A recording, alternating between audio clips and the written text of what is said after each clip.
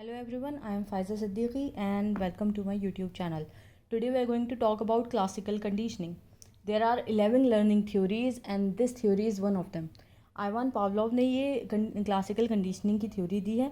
ये रशियन और Soviet experimental neurologist और फिजियोलॉजिस्ट है. मज़े की बात यह है कि इन्हें जो नोबेल प्राइज़ मिला है वो डाइजेशन पर मिला है, ना कि क्लासिकल कंडीशनिंग पर. लेकिन he is famous for this theory. He worked on more than 40 dogs for this theory. इनका कोई एक डॉग नहीं था जिन पर इन्होंने एक्सपेरिमेंट किया और इन्होंने जनरलाइज कर दी theory. He worked on more than 40 dogs, फिर जाकर इन्होंने अपनी थ्योरी जनरलाइज की थी. क्लासिकल कंडीशनिंग को respondent conditioning, Pavlovian conditioning, conditioned reflex, conditioned response भी कहते हैं. पावलोव ने अपना जो वर्क था वो पब्लिश किया था 1897 में. अब आते हैं एक्सपेरिमेंट पर. एक्सपेरिमेंट क्या था, पावलोव ने क्या एक्सपेरिमेंट किया था.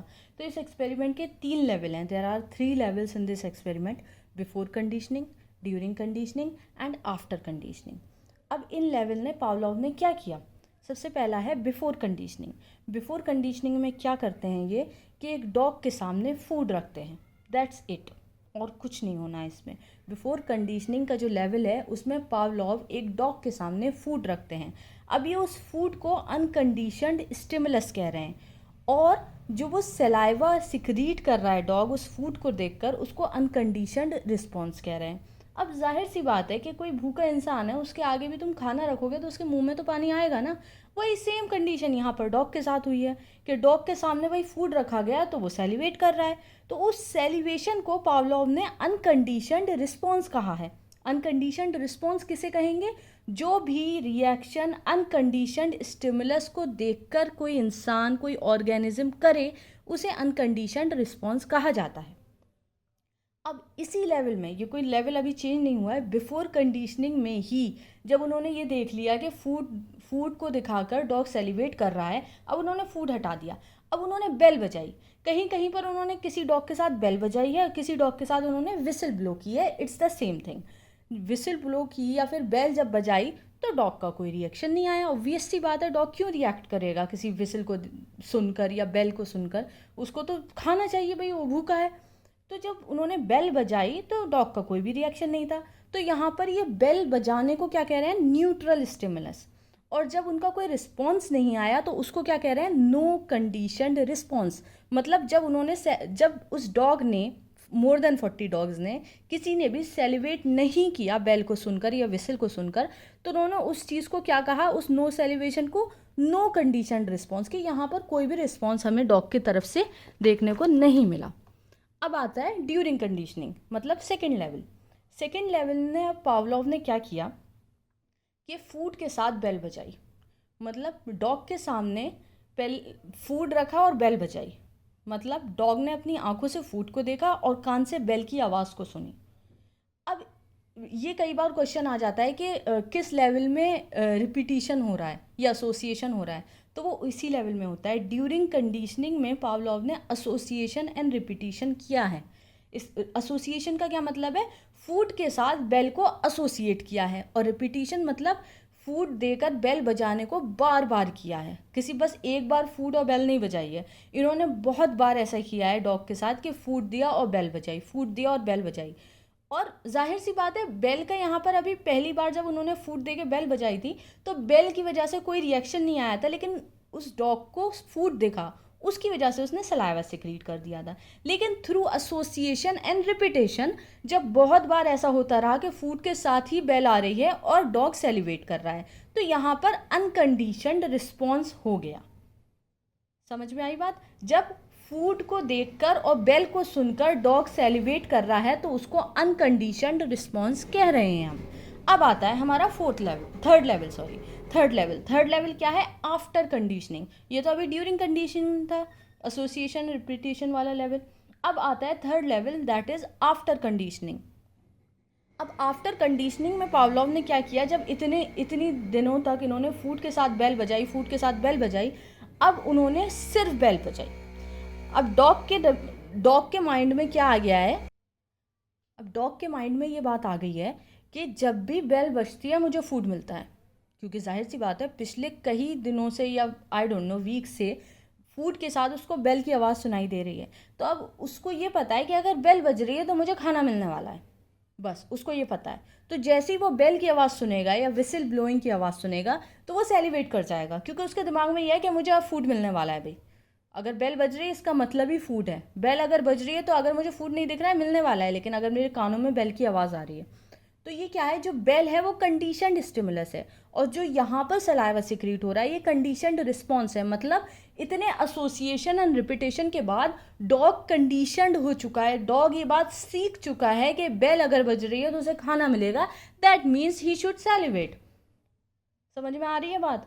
मतलब कंडीशनड स्टिमुलस क्या है कि बेल है, और कंडीशनड रिस्पॉन्स क्या है, सलाइवा है। बेसिकली कंडीशनड रिस्पॉन्स जो है एक रिएक्शन है कंडीशनड स्टिमुलस का।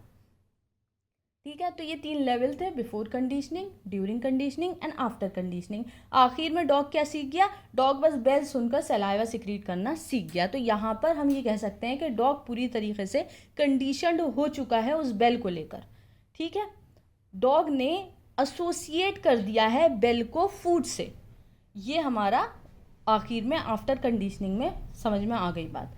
प्रिंसिपल्स क्या है? Acquisition, extinction, spontaneous recovery, stimulus generalization and generalization. अब ये क्या है? एक्विजिशन क्या है? कोई चीज़ एक्वायर करना। एक्विजिशन का मतलब यह है यहाँ पर कि डॉग ने एक नया बिहेवियर एक्वायर कर लिया। क्या बिहेवियर एक्वायर करा? कि बेल को देखकर वो सेलिब्रेट कर रहा है। उससे पहले तो वो बेल को सुनकर सलाइवा सिक्रीट नहीं कर रहा था ना। तो उसने क्या, कौन सा नया बिहेवियर एक्वायर किया कि वो जब भी बेल को सुनेगा वो सलाइवा सिक्रीट करेगा। एक्सटिंक्शन का क्या मतलब है यहाँ पर? एक्सटिंक्शन मीन्स कि जब बहुत दिन तक उसको बेल की आवाज़ नहीं आएगी और डायरेक्ट फूड मिलेगा तो वो भूल जाएगा कि बेल के साथ भी फूड मुझे मिलता था। अगर पावलोव अब बेल ना बजाएं और अगले हफ्ते तक उसे सिर्फ फूड दें तो वो भूल जाएगा ये बात कि मुझे बेल अगर बज रही है तो इसका मतलब ये है कि फ़ूड मिल रहा है। उसको अब ये पता है कि खाली फूड मिल रहा है, तो ये एक्सटिंक्शन हो जाएगा उस बिहेवियर को जिसको इसने एक्वायर किया था। स्पॉन्टेनियस रिकवरी क्या है कि 1 हफ्ता हो गया और उसको खाली फूड मिल रहा है, एकदम से पावलोव ने बेल बजाई तो वो एकदम से उसकी रिकवरी हो जाएगी उस कंडीशनिंग की कि हाँ अगर बेल बज रही है तो मुझे फूड मिलने वाला है, वो सलाइवा सिक्रीट कर देगा। ये होती है स्पॉन्टेनियस रिकवरी।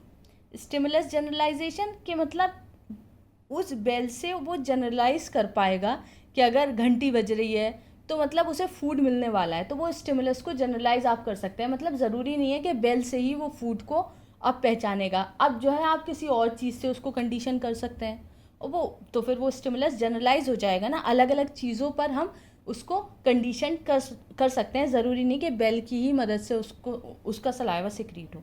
जनरलाइजेशन का मतलब यह है कि हर ऑर्गेनिज्म पे हम ये बात जनरलाइज कर सकते हैं, मतलब हर ऑर्गेनिज्म को हम कंडीशन कर सकते हैं। अब बिहेवियरिस्ट जितने हैं उनका अप्रोच जो होता है वो ऑर्गेनिज्म वर्ड यूज़ करते हैं, वो कभी भी एनिमल या ह्यूमन बींग्स वर्ड यूज़ नहीं करते, वो ऑर्गेनिज्म अपने थ्योरी में वर्ड यूज़ करते हैं। क्यों? क्योंकि अगर वो एनिमल्स पर कोई एक्सपेरिमेंट कर रहे हैं तो वो हर ऑर्गेनिज्म पर जनरलाइज किया जा सके, या चाहे वो ह्यूमंस हो या फिर एनिमल्स हो, तो हर ऑर्गेनिज्म पे हम कंडीशनिंग कर सकते हैं। ये जनरलाइजेशन हो गया। इसके एजुकेशनल इम्प्लीकेशन क्या होंगे कि टीचर जो है कंडीशनिंग के थ्रू टीचर स्टूडेंट्स में एक अच्छे बिहेवियर्स को एक्वायर करवा सकता है उन्हें। Students can emit better behaviour through conditioning. Conclusion क्या होता है कि classical conditioning can create a new behaviour through the process of association. Associate करके हम कोई नई चीज़ सीख सकते हैं, कोई नया बिहेवियर एक्वायर कर सकते हैं। अब मैं आपको एक ईजी से एग्जांपल बताती हूँ कि जब हमारी समर वेकेशन हो जाती हैं तो हम लेट सोते हैं और लेट उठते हैं, लेकिन जैसे ही कॉलेज का स्टार्ट होने वाला होता है तो अगले दिन जल्दी सुबह उठ जाते हैं, फिर रात को भी हमें जल्दी नींद आती है, फिर अगले दिन जल्दी अलार्म लगा के सोते हैं। तो ऐसे करते करते फिर हमारी खुद ब खुद जल्दी आँख खुलने लगती है और रात को भी जल्दी नींद आने लगती है। तो ये क्या हुआ? ये हम कंडीशनड ही तो हो गए, और जैसी फिर छुट्टियाँ आएंगी फिर हम देर से सोने लगेंगे, तो खुद ब खुद हम देर से उठेंगे। ये नहीं कि हमारी सुबह 6 बजे आँख खुल रही है फिर हम वही 10 बजे उठेंगे क्योंकि रात को देर से सोए थे, फिर हमारा वही टाइम स्केड्यूल हो जाएगा, देर से सोना देर से उठना। तो ये हम कंडीशनड होते रहते हैं, हम अपना बिहेवियर चेंज करते रहते हैं through association, through classical conditioning. So that was all for today. I hope you enjoyed this video and I hope you learned something. If you learned something here, then you may subscribe to my channel, and thank you for watching.